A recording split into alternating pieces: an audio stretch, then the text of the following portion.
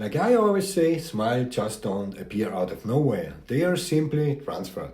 Massive thanks to the paper hands who panic dumped SanDisk this week because our desk gladly swept up your cheap supply. At first, the closing price SanDisk wrapped up the session at 2,184, hedging a face ripping at 11.5%.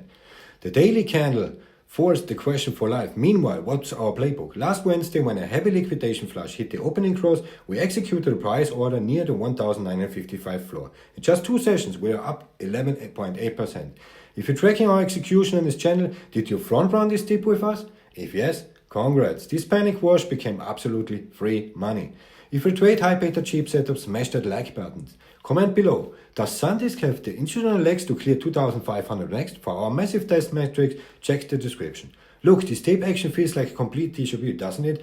Back during that early June Black Swan, SanDisk get completely mispriced and slammed. Retail assumed the core company was broken, the AI macro wave was dead. Guess what? Absolutely nothing changed. The core fundamentals are immaculate, backlog orders are heavy, and structural tech demand is robust. Hyperscalers are still scaling LLM counter globally. The secular money doesn't have cracked, but is how high beta growth equates trade.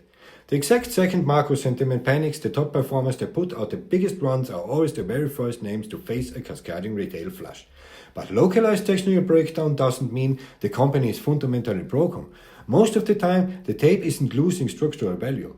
It's simply shedding short-term market emotion. On June 11, SanDisk printed a vertical 13% plus green candle to signal that underlying thesis of bulletproof. First, this 11% rip is telling the exact same institutional story. The smart money isn't leaving. Where is holding low?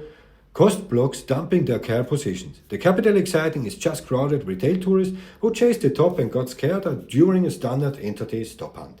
Asymmetric risk to reward profiles are never created when a stock is printing fresh highs. They are unchained when a high beta leader experiences a violent short-term liquidation flush.